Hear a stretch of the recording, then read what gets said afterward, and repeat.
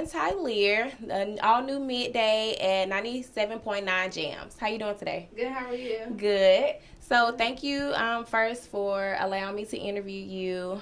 I really appreciate that. Thank you. Okay, so we're going to start with something fun. How would you describe yourself in one word? Ooh, let's see. One word.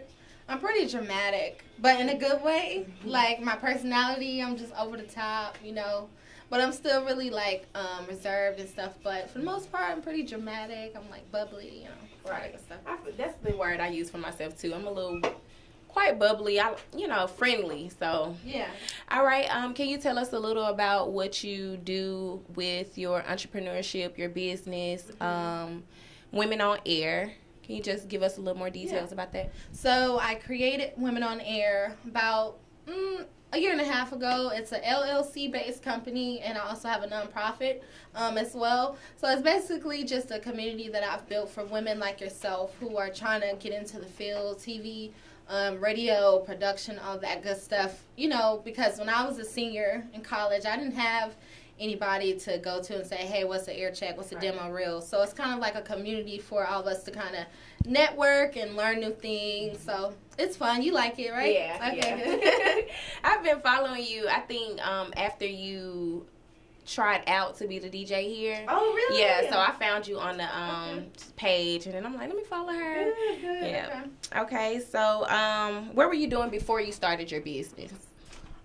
Before I started my business, well, I've always had like your normal 9 to 5 type of thing. So you gotta pay your bills. Working a normal 9 to 5. I've pretty much had like every type of job. I worked at a hotel. I worked at a waitress. I worked at a gas station. Stuff to just really get me through my college years to pay for school. So yeah, that's fine. What gave you the spark to even come up with Women on Air? And just how did you find that inspiration?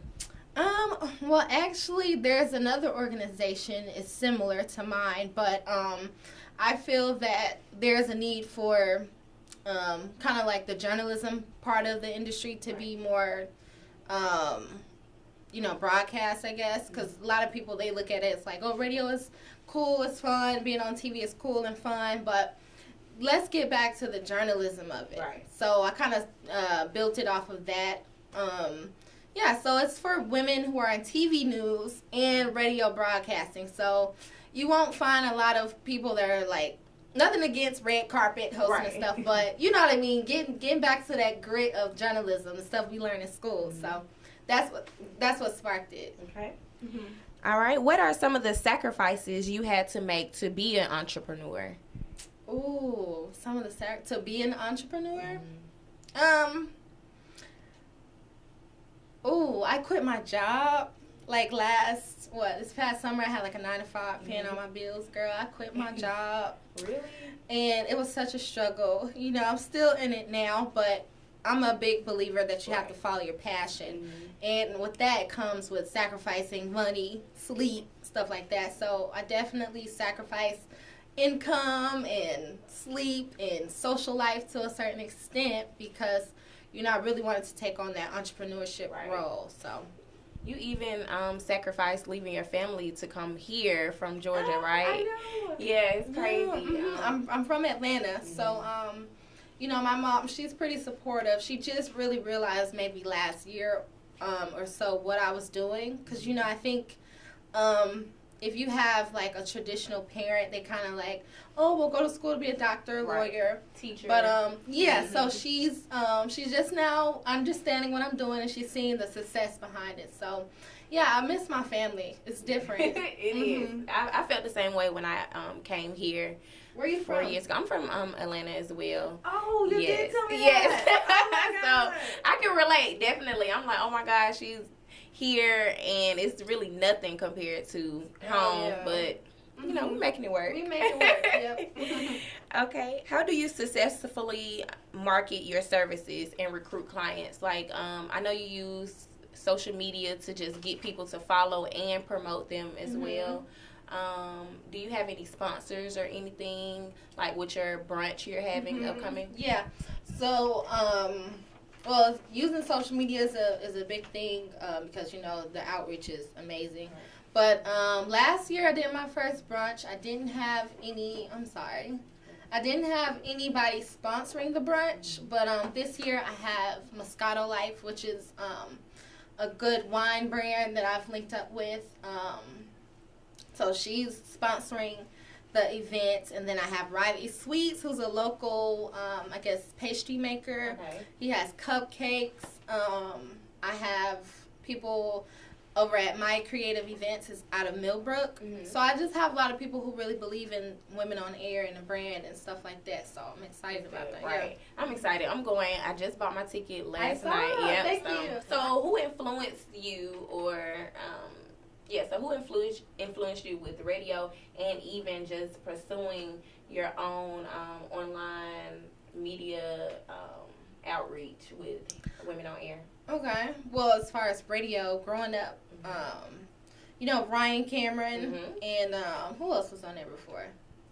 Frankie. Yeah, Frankie and Wanda. It was somebody before Ryan, though. Before Frank. Okay. Anyways, we know who we're talking about. So, yeah, growing up, my mom, she would, like, enter me in, like, the contest and be constantly calling, trying to get tickets. So I always saw that interaction with her and her being excited to talk to Ryan Cameron or Frank Ski. So I was just, like, fascinated by that. I went to a performing arts high school, so that was definitely brought out of me. I've just always been into social media and stuff like that. I mean, it's just kind of natural. Okay. Yeah. Okay. What was the biggest mistake you made, and what did you learn from it? Like in life or radio? Yeah, probably with radio in general or getting into radio. Like, did you turn down any opportunities or did you feel like, oh, I don't have what it takes to do this thing or take on this position? Yeah, I don't think I've made any big mistakes. I think off the top of my head is not taking the initiative quicker. Because a lot of times, like, I can be a perfectionist, so it's like, okay, well, I don't want to do this or put this out because it's not right. But I learned when you have ideas and stuff you want to do, just put it out there, get it rolling, because you don't know how it's going to be received. Right. So that was my thing. I probably should have started this Women on Air thing quicker. A long time ago. Yeah. But it's still doing good. So thank you. I think you're doing well. Thank you. Describe your outline of your typical day. Oh my God, I'm so boring. I'm boring. Really? Yeah. Or is Montgomery making you boring? Or are you a boring person? I'm pretty boring. Yeah. So, typical day, I get up after sleeping for like 4 or 5 hours. So I don't sleep that much. I get up. I don't eat breakfast. I just kind of hit the ground running, do whatever I got to do, errands, stuff like that. Come do my show. From 9 to 2, I'm here right after Ricky Smiley. After that, I'll go get some lunch. It's horrible. I don't eat till like 1. It's crazy. Me too. Yeah. With food, like. So after that, I'm just like checking emails. Always updating my website. Yeah, just really, I'm all about business at this point. So I try to have a social life. I think the people here at the station are my friends right now. So yeah, that's pretty much it. And I go to sleep pretty late. But, you know, that's really the life of an entrepreneur. Right. You sacrifice your sleep and your time, so it's all good. Do you still manage to get up and be on time every day? Yeah, I do. Okay. Okay. Yep. I try to, you know, put on makeup and look presentable, you know, because people pop up with interviews and stuff. So, yeah. Okay. What advice would you give to aspiring digital media entrepreneurs? It's not easy. It's really not. It looks glamorous, but it's really not easy. Like I said, you have to sacrifice some things. But you always got to keep in mind of what you want because that's the only way you're going to keep going. Because I know with Women on Air, initially I tried to sell product. It flunked. It failed.